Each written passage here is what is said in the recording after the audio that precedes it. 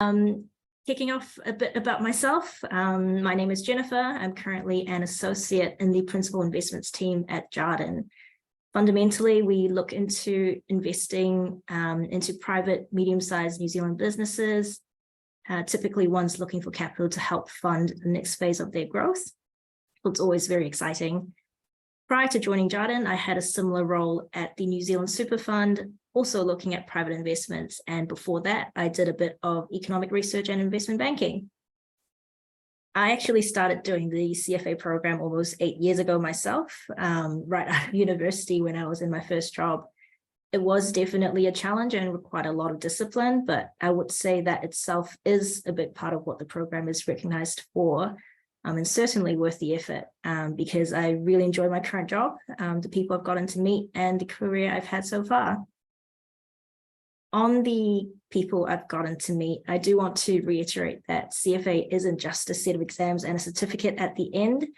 There are more than 160 CFA societies set up around the world, supporting members and candidates in their region, providing networking events and workshops, as well as producing research and webinars such as this. In our region, we have CFA Society New Zealand, which has over 600 members at the moment, plus another 600 candidates currently enrolled in the exams. I joined the CFA Society New Zealand in 2018 when I received my charter, and I've gone from not knowing anyone to building solid connections with many of my peers to now volunteering for the society as part of the Events Development Committee and also as part of the working group building diversity in the member pool and candidate pipeline. There is a very strong sense of community here, and I like the opportunity to get involved and work with like-minded people. Although, of course, if you are busy with work or life in general, there is the option to be a bit more passive, just enjoy the member benefits. Now, I've shared what I've personally done, but there are many others who have taken completely different directions with their careers. I'll shortly be introducing our 2 guest speakers to share their experiences and hopefully give you a bit more insight on the many opportunities out there and any tips or advice which may be useful for you to take away. Before I do that, I do want to remind everyone to use the chat box to ask any questions, and they could be about anything or directed at anyone, including myself and Florence. I'll be keeping an eye on that chat box and we'll do our best to get through them. Okay.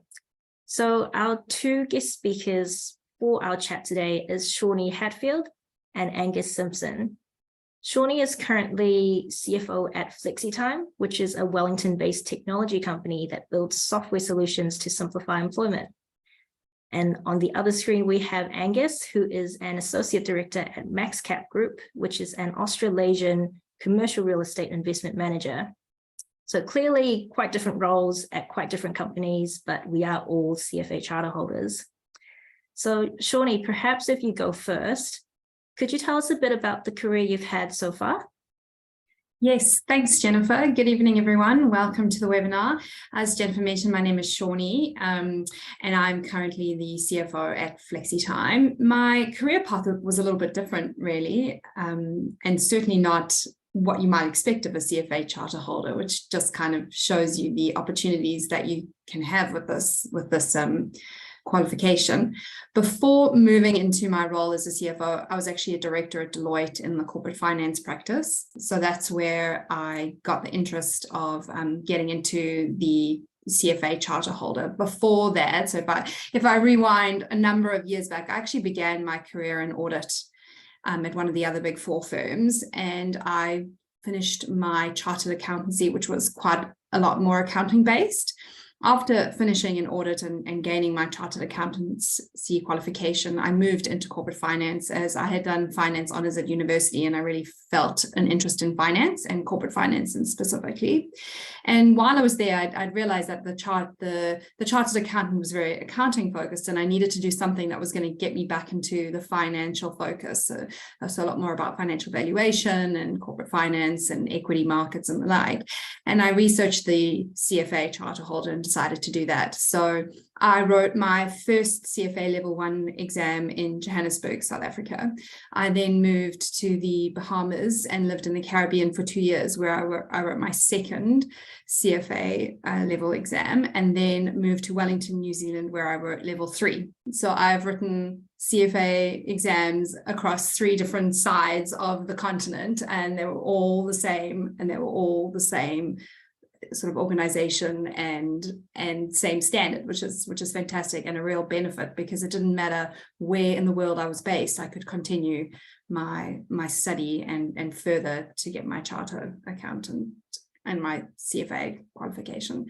So that's just a little bit about me. In my role currently, I wouldn't say that it's very investment focused. Obviously, it's financial operations, but particularly in a sort of medium-sized tech business, we're always looking at M&A opportunities, and that's where my corporate finance comes in really handy, and my CFA experience and qualifications. So there's always the ability to be using financial valuations, equity valuation concepts, debt concepts, capital raising in most financial jobs. So it's a really well-rounded qualification, I would say. Thank you. Brilliant. Thanks, Shawni. And Angus, could you tell us a bit about your background as well? Good evening, everyone. And everyone on the call is probably one step ahead of me in terms of the CFA program. I didn't even know about it at university. So just joining this call, you're certainly one step of where I was at when I was at university. So I'm currently at MaxCap Group, which is a Melbourne-based property financier, so focused on equity and debt financing, and predominantly debt. So that's construction lending, investment lending, land lending, and then we've got a smaller part of the business also, which does sort of real estate private equity. I've actually only just started there. I've only been there 2 months and enjoying it so far. We're in a team of 3. So I was previously at ANZ Investments, so I'm enjoying the sort of the smaller, faster pace of being in kind of a more nimble business. So I guess if I go back to the start of my career, I went to university in Otago. And then but like Shawni, I was an auditor at Deloitte as my first job. Within about a year, I kind of decided I wanted to be in a role that was a bit more forward-looking, and auditing, so looking at, I guess, historic financial accounts, I felt maybe was a little bit mundane, and so I didn't really know where to start to look for finance roles, and I applied for a couple and didn't get them, and then just through word of mouth, someone told me about the CFA program, and I signed up to do level 1. And whether it was me signing up or just luck, but within about 2 months of starting the CFA level 1 study, I got a job at Forsyth Barr as an equity analyst, and my boss there was one of the original CFAs, Jeremy Simpson, in New Zealand, so it certainly helped. Whether it was the only reason or not, but yeah, that's I put it down to having the kind of the willingness to start the CFA, even though I hadn't even got to level 1, finished level 1 yet. So when I was at Forsyth Barr, I was there for 3 years being a sell-side equity analyst, and then I moved from there to UBS doing the same thing, both in New Zealand. I guess those jobs predominantly are very much what the CFA program is about. It's modelling, financial analysis and valuations. And so when I was studying alongside being an equity analyst, it was kind of very complementary.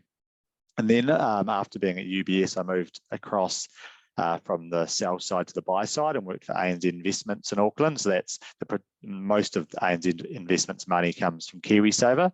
And so there I started as an equity or senior equity analyst. And then in my last 2.5 years, I became a portfolio manager. So then again, very aligned to what you learn in the CFA program. So I was at ANZ Investments for 5 years, and then just recently moved to MaxCap, which I touched on earlier. So further to what Jennifer said, that one of the good things about the CFA program, especially in New Zealand, is the events and the people you meet, because you'll find out very quickly that New Zealand is a very small investment market, or the whole sort of financial industry is very small. So people you can meet even going to a drinks or a function, even as a level 1 candidate or level 2 candidate, can be very helpful to getting a foot in the door into a lot of the employers. So it's very worthwhile. And New Zealand, given how small New Zealand is, a lot of it is about just meeting someone and that word of mouth. So that was something I've found very useful out of being a charter holder. And I think touching on that, do you have any advice or tips on how someone new to the industry, like a student or young professional, how they might be able to broaden their understanding of different roles out there? It's a good question, because a lot of people at university think that the only role in finance is investment banking and working for a Goldman Sachs or a Deutsche Bank. I was going to say PwC. And so that's where when I struggled when I was trying to move from finance to from accounting to finance. I sort of tried to tackle the big investment banks and didn't even realize equity research was kind of a whole field of employment. So I guess as advice to people, I would just look at research online to the different investment banks or the different corporate finance companies and actually just reach out to people there. You'd be thinking that people are so busy that too busy to email you back. You'd be surprised how often someone will just see that someone's emailed them completely out of the blue and go, let's actually show them a bit of initiative. I will send them an email back and maybe catch up for a coffee. And that's actually what happened to me at Forsyth Barr. I sent someone in investment banking at Forsyth Barr an email. He came back to me saying we didn't have any roles, but in the equity research team there is a role. So that's kind of how I got a sort of, I guess, a start in the industry. That's probably, and then from like an event point of view, if there's any events on, if the CFA Society is holding events, go along, because there will be some very senior people who go to those events that you can kind of, I guess, network with. And Shawni, do you have anything to add to this? As you said, a CFO, it's not quite what you would imagine in terms of a future career for a CFA charter holder, but I'm keen to hear your thoughts.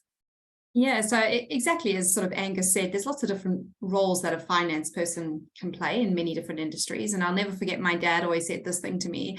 He said, if you go into finance, you can just be in any industry. So you might really enjoy the fashion industry, for example, and then you could be the finance head of the fashion industry. So my long-term goal is to be like CFO of Lululemon one day. That's what I really want to do, maybe one day. But that, because that's an industry I'm interested in and those types of things. But I think one of the things, further to finding out what kind of roles you have, there are lots of the bigger sort of organizations and some of the smaller ones to an extent as well that have quite a lot of graduate recruitment programs. And that's when they really provide sort of an opening into the business, opening into the firm, and gives you sort of a step in. So I think, to Angus's point, do some research around who's out there and then go onto their websites and have a look. A lot of them have graduate programs that you can get in touch with. In business, it's a little bit trickier, I find, because a lot of them will be wanting to come in. If you're coming into an organization like a business, a commercial operation, a lot of them might sort of go, well, looking for an accountant, and that's quite different from the CFA. So especially if you want to come in at a more junior level. So my advice in terms of getting out of perhaps the more technical finance things is just having a bit of experience under your belt first, kind of gives you that sort of a way to jump into those bigger roles. So I would look for graduate recruitment, and I think universities are pretty good with that. I know in our business, we're a tech business, but we hire from our summer of tech. It's been the biggest way for us to hire tech software engineers into our business, and there's similar things I would imagine in the space. I'm sure CFA is all over that.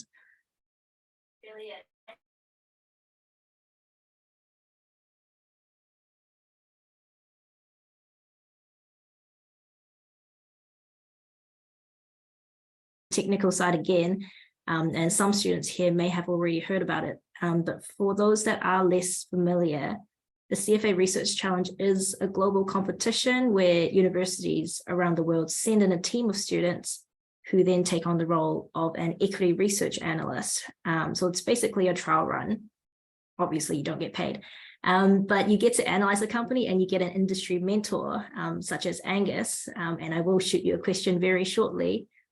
In terms of what they have to do, they write a written report and they also do a presentation to a panel of judges, and then the winning team goes on to compete in the Asia Pacific regionals, and if they win that, the actual global competition.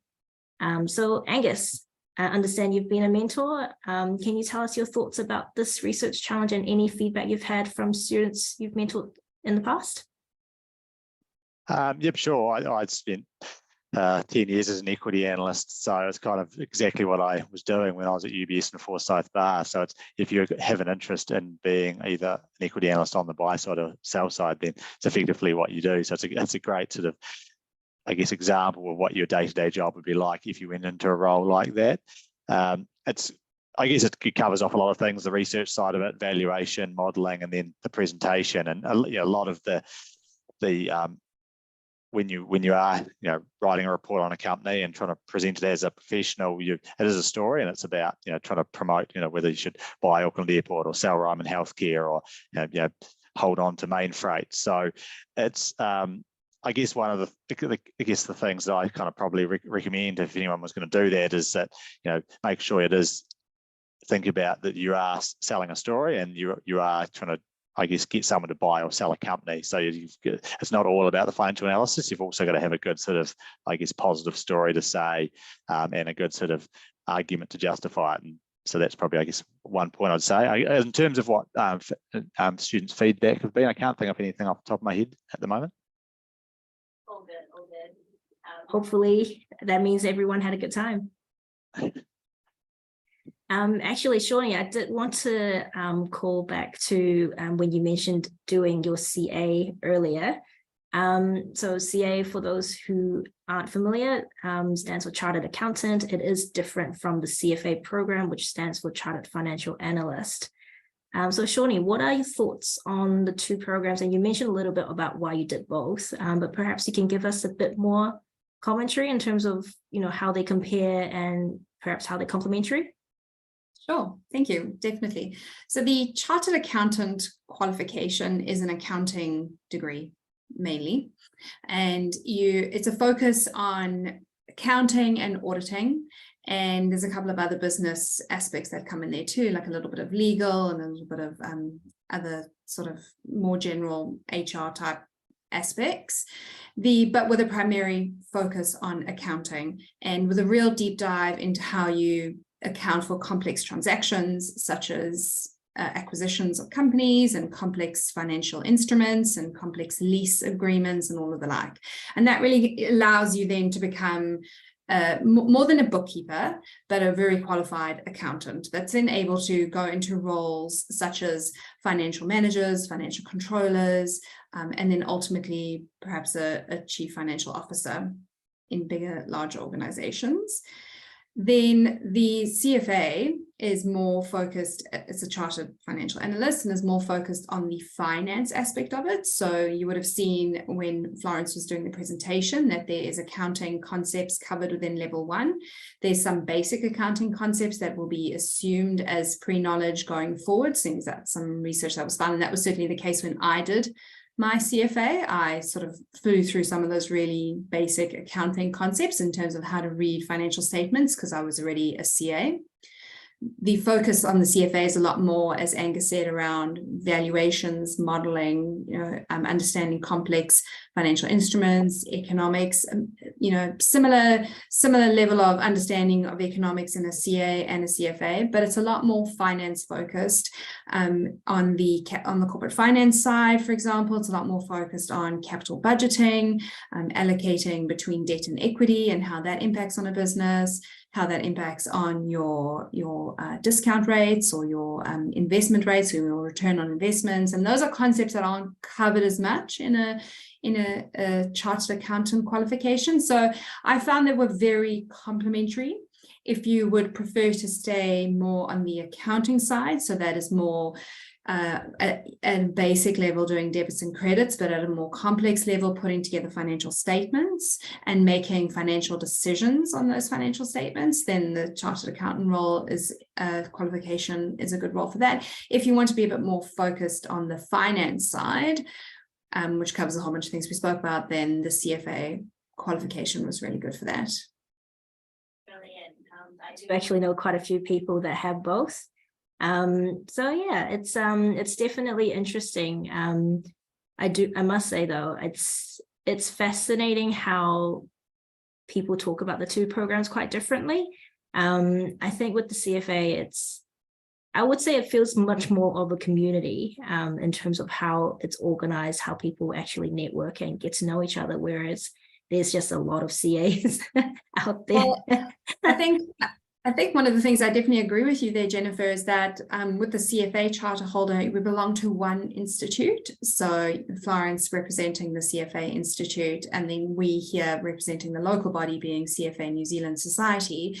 We're all sort of joined by one kind of set of sort of values and ethics as we come together as a global organization.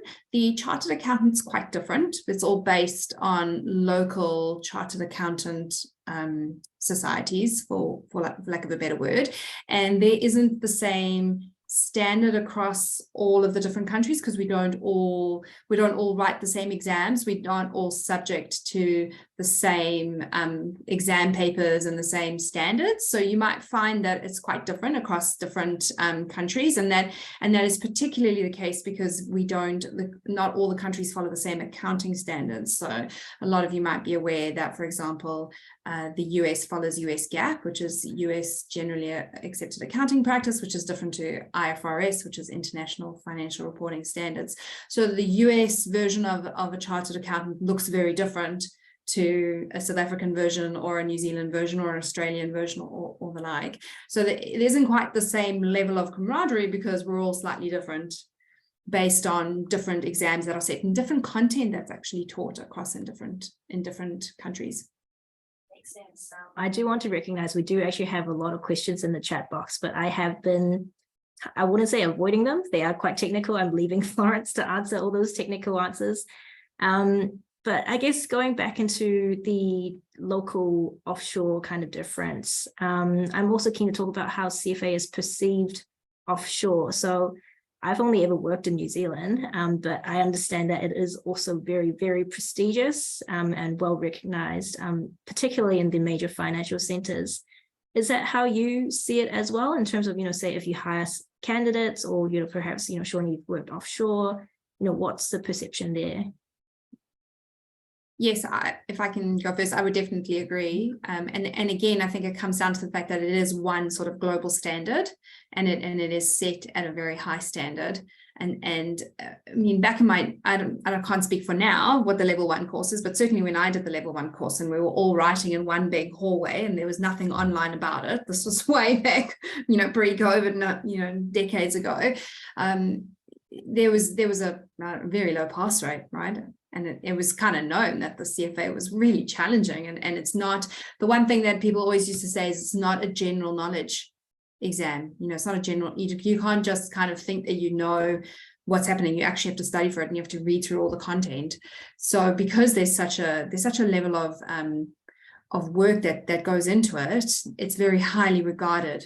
And that's why one of the things I was very pleased to see in terms of the changes that the CFA Institute has recently done is around those digital badges for level 1 and level 2 and level 3, because, achieving each of those levels is a significant achievement and is well regarded in industries, no matter, in what level that you get to in the end, particularly before, again, a nice change that the CFA Institute has done is around those different specialized pathways.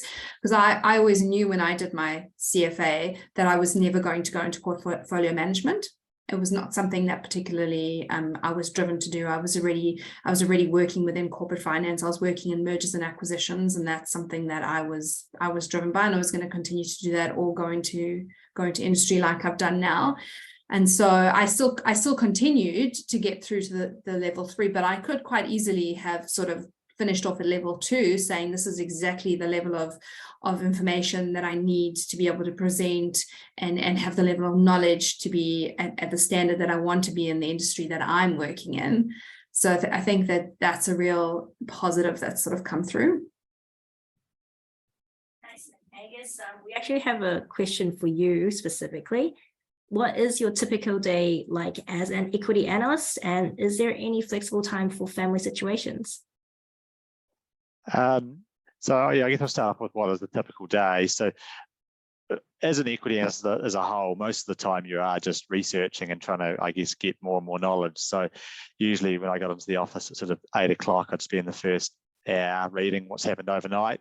You've got to have the US markets and the European markets sort of about to close when you get in. So you've got all that information that comes in, and then after I'd sort of, I guess, spent a bit of time doing that, it's sort of working on a project that I'm sort of, usually a stock or a sector that I'm analysing at that any given point in time. So I might be looking at, I was focused on mainly real estate companies, so I might be looking at Goodman Group in Australia or Charter Hall in Australia. So I'd be reading financial statements, reading broker reports. So when I was on the sell side at ANZ, I had the ability or the luxury of having all the broker reports from Goldman Sachs and Jarden's and Barrenjoey and all the brokers to read. So you'd spend time reading there. Then you'd also do your own financial models. So you'd spend a portion of your time modelling up cash flows and coming out with a valuation. So it was a good mix of reading and also doing some financial analysis. And then the rest of the time you're out trying to meet people as well. So that was probably my favourite bit of the role, was given you're in quite a privileged situation where you've got, you're looking after investors' money. If you contact a company a listed company to meet their management team, usually they bend over backwards to meet you and try to tell you why that you should invest in their company. So you get to have some meetings with some pretty high-powered CEOs and CFOs. So that was kind of my favourite bit about the job, is going out and meeting some interesting people, and then also industry contacts as well, because I was focused on real estate. We'd meet with CBRE or Colliers or privates that had big property portfolios to kind of give us some anecdotes about what's happening in the listed property sector. So that's kind of my that's kind of a typical day, very, very varied. And some days you might be modelling for a day, and other days you might be in Sydney doing meetings with companies for 2 days. So there was lots of variation, lots of flexibility. And from a work-life balance point of view, I've found since COVID, most employees are a lot more flexible now. So I can leave the office at typically 5:30 and get home and be home for bedtime and bath time for my children, and then I can go back online at night if I have to and do a couple of hours then. So, and most employers I've been with have been very flexible about that, so which has been nice. Yeah, I have to agree. I think we're in quite similar situations here. We've got quite a few more questions come through, so I'll just gradually go through them. Is CFA necessary to land a finance job in New Zealand? And if I can blend that with a second question, have you got any tips on preparing for the exams while balancing work or uni life? So is CFA necessary to land a finance job? I think it's very industry specific, so probably Angus can talk more to sort of the investment side as to whether it's necessary. In terms of financial management within a commercial organization and industry and within the big four, it's definitely not necessary. We often have people join, so from my time in professional services, we have people join us and work for a couple of years and then decide they want to specialize further and go in and do a CFA. So we often have university students who graduate coming out of the finance or an accounting degree, or sometimes they've done an economics degree or even an engineering degree, and they come and they work in the professional services, and then they decide at that time that they'd like to study for a CFA. So from my experience, I wouldn't say it's necessary. Angus may have a different view. And in terms of balancing studying for the CFA while work life, I was working the whole way through. So I did my CFA in sort of my 4th year of working, my CFA level 1. And by the time I was doing my level 3, with my travel in between, so there was a couple of years, I was already sort of an associate director at Deloitte. So there was quite a lot of pressure around it. And I found that I just had to have quite clear boundaries for myself too around when I was going to work and when I was going to study. And it all depends on what worked for you. So for example, for me, I do study quite well in the evenings. Some people don't. So, I compartmentalize my things. I had my day at work. I needed to do what I needed to do at work. And then you just have to be pretty diligent and pretty disciplined, which I'm sure most of you are at university anyway, and just set aside the time that I needed to. And for me, it was a slow and steady pace, starting early. So I think I started studying at least 6 months before my exams. I think it was even 8 months before the exam at one point, and just doing a little bit every day. And that's how I managed to get through the content that I needed to. And I kind of planned it out for the period of time. I said, I kind of need to have done this chapter and this book and these 2 books by this time. And then I gave myself leeway. I sort of, it wasn't every single night. It was sort of 5 nights a week. And then I could make it work if there was something that came up and I had to do, you know, I had a social engagement or something. So I think for me, it was about planning it out and just a little bit, just the diligence to do a little bit every night. Nice. I completely agree. I'm also a slow and steady, and instead of nighttime, I would study in the weekend. So it was 5 days work, 2 days study, 5 days work, which sounds a little bit miserable, but it does mean I get my evenings free. Angus, did you have any comments on whether CFA is necessary? And actually, there was a similar question that came through about how it compares to people that have done internships. So say if you were hiring, which one would you take? But I'm guessing I know the answer already. Situation specific.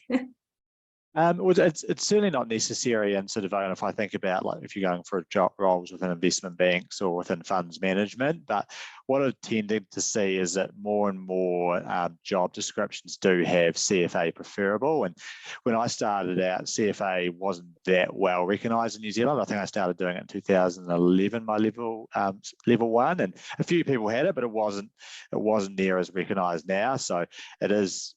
If an employer was looking between 2 people and one was a CFA for a job and one was a CFA charter holder and one wasn't, they're probably going to go for the one that's a CFA charter holder.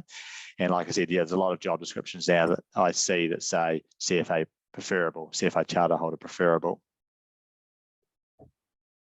And then what was the second bit of the question again? Sorry, I forgot that. That was any tips for internships, studying while you're working or balancing work life?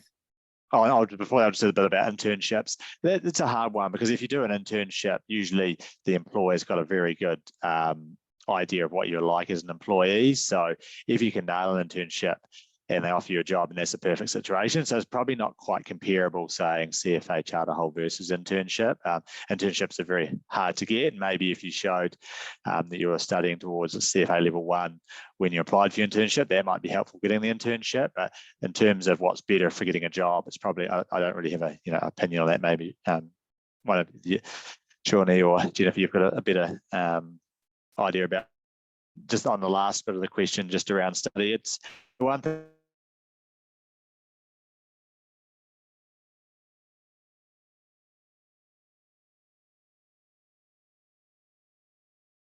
CFA says around 300 hours, and I definitely did 300 hours. So don't underestimate the 300 hours. The good thing is it's only one exam at the end of the period, so you do have the flexibility to fit it in around your work or other kind of other requirements you've got, whether that's evenings, nights, mornings, evenings, or the weekend. And we have a question for Shawni. How did you find changing your roles from the accounting side to the finance side? Were there any difficulties? Well, the first change from the accounting to finance was when I moved out of audit into corporate finance at one of the big 4 professional services. And that was after I had done 3 years in audit and I qualified as a chartered accountant and then moved into corporate finance. And I did find a little bit of difficulty. I felt like my valuation concepts weren't as up to date. My modeling wasn't as strong.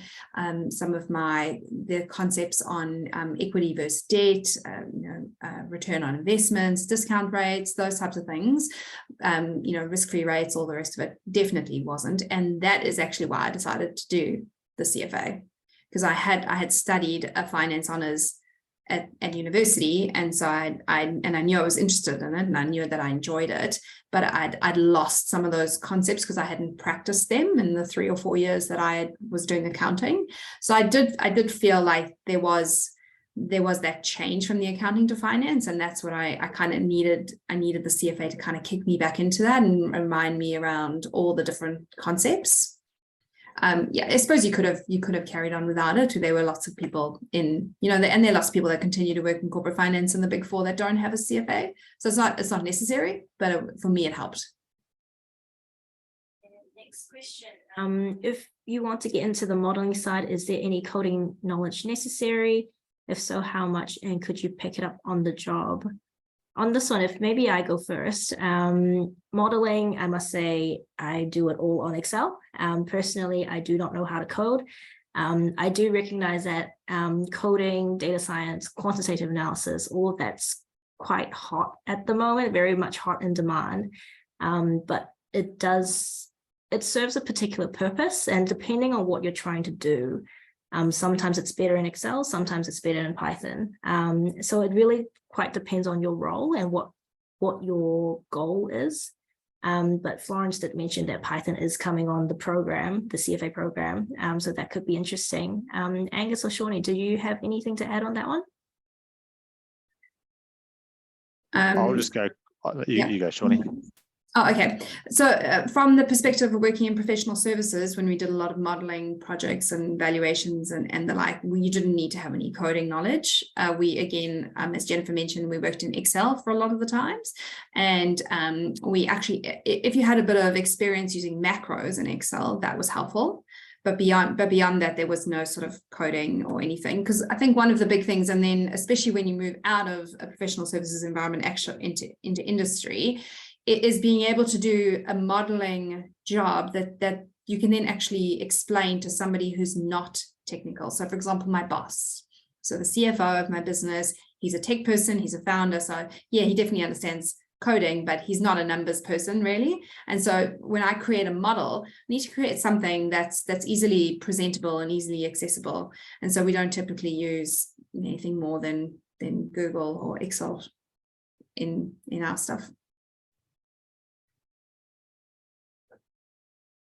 I probably don't have much more to add. I think it's been pretty well covered, but for my modelling experience within equity research, it's probably not as technical as some M&A modelling where you're doing it around a certain event like a takeover or a acquisition. So yeah, I've only used Excel, but saying that, I'm probably a little bit behind the times, and being able to code or use Python is probably something that will get more and more popular going forward. I guess in terms of other complementary kind of, I wouldn't say parts of complementary knowledge, let's say, are there any other kind of emerging trends or kind of pairings that you see people should be looking into? I realize that's a very open question. I guess the only thing I would say from, and this is again coming back to my time as an equity analyst, and certainly in my role now, is kind of human behavior and psychology is super important. It's something I wished I'd probably studied at university, because a lot of the time the information you get is you're relying upon what the company's telling you. And so if you can be able to kind of, I guess, read behavior of a CFO or a CEO, or interpret the culture of a business, and that'd be certainly helpful in making an investment decision. So that's probably one thing I'd have found complementary to a finance background, which is, I guess, it's quite different, but it would be certainly complementary. Yeah, I would say that too. At university, I did a number of courses on behavioral finance, and I think that and it is covered in the CFA charter holder too. And I think that's one of the really interesting things. And so I wonder if the pairing of some type of psychology with finance is on the horizon for us in the industry at some point. I mean, I remember attending fairly recently, it must be maybe about a year ago now, a webinar with Professor Damodaran, and he was sort of talking around a lot of investor behavior, particularly on the share markets, is completely irrational. I mean, if people were looking at sort of rational analysis, they would never behave the way that they do. And a lot of it, you get hubris and you get excitement, and people believe in personalities, and they believe in what people say as opposed to the numbers. And so there's definitely a lot of psychology in finance. And I think that could be an interesting pairing at some point. Very fascinated by that as well. And quite often when my partner tries to sell me basically a pitch for what we should invest in, I quite quickly shoot it down and say, nah, that's all sentiment, that's all just hype. But then it keeps going up, in which case I'm the one losing out. If I could just remind everyone, we are running short on time. We've got 4 minutes left. So if you've got any questions, please put it into the chat box. How do you overcome stress when failing the exam, especially when you've already sacrificed so much time and money to study? Ooh, tough one.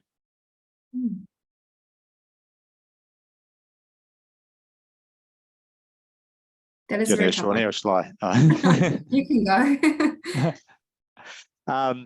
Yeah, well, I guess it takes a lot to, I guess, overcome that, because you have put in 300 hours study and have been, I guess, competing against peers. But I think the important thing to do there is, if you do, is, I guess, have another go, because you've already got that knowledge, and next time hopefully won't be that hard. And sometimes when you fail something and then get it next time, it's even better because you've actually then succeeded. So that's probably what I did. Yeah, I'd probably echo that. Every time I have failed in any of the things that I have attempted, I always try to learn specifically from it. And so I sort of put it aside for a bit and don't look at it for a bit, and then once I've kind of calmed down and come to terms with it, I then like to really specifically go over it and say, okay, what was it that I missed? What specific part of it did I not understand?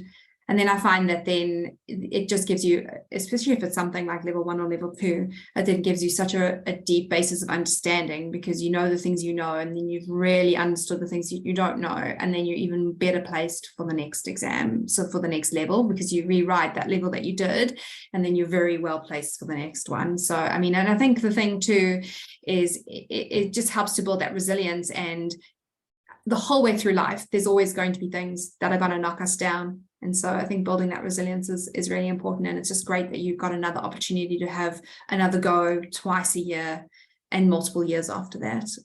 But it's not easy. Definitely, it's not easy. We've all been there. Thanks, Shawni. Would you recommend starting the CFA while you're at uni, or waiting until you've started a job? I personally finished university first. Well, particularly because I did 5 years in university, and then I had to go and do 3 years of sort of internship to get my chartered accountant, and there were sort of 3 or 4 exams as part of that board exam. So there wasn't really any ability for me to actually have the time and space. And so I think everybody is very individual in this choice. But for me, there was just too much going on at university to try and put something else in. Whereas when I started working, and then I really understood what it was that I wanted to do, because I got a couple of years of experience under my belt, and I then very clearly realized that I didn't want to do accounting, I wanted to do finance. And so I decided to pursue it then. I agree. I mean, it is a big commitment. So unless you are quite sure that you want to do it and that you will get value out of it, perhaps it is more wise to wait until you are quite sure you want to commit to that. Okay, I think we are on the final minute. This is very cliche, but could each of you give a piece of advice to your younger self? If you could do that, what would it be?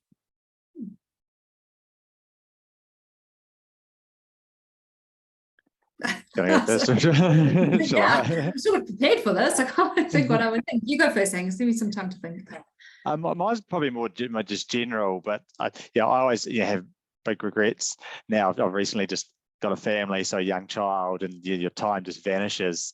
I wished I'd just done a lot more with my free time in the weekends. So whether that was studying when I was at university, or when I was working, doing sports, because I saw something today. As of today, you're only going to get older, so make the most of today. And so whether that's learning a language or doing a sport, and go, I might do it in a couple of years, or even going traveling, don't put it off. Do it now. If you've got the ability to do it now, do it, because you're only going to get older from here. That's quite funny. I feel like mine is almost a bit of the opposite, because I sort of feel like I wish I hadn't been so serious when I was younger. I wish I'd kind of lightened up a little bit, and think things are a little bit easier, because it just gets, like you said, it just gets harder with kids and all that kind of stuff. But yeah, I would just say one of the things that I always think about is that your career is very long. You've got like 40, 50 years in a career. It feels endless. So, enjoy the time where you are, live the day that you have, be present in the moment that you are, and keep striving for where you want to go. But just remember, this is a journey. This is a marathon, not a sprint. Brilliant. And I think with that, we're going to wrap up. So I'd like to thank everyone for joining today. Obviously, thank you to our speakers. Thank you, Florence, Shawni, and Angus. Hopefully everyone got something good out of this session, got some good insights and a bit more knowledge about the CFA program. But feel free to reach out. I'm sure there's emails in terms of, where you can email your questions. But otherwise, you can find us on LinkedIn as well. Like Angus said, feel free to send us a message and we can chat more.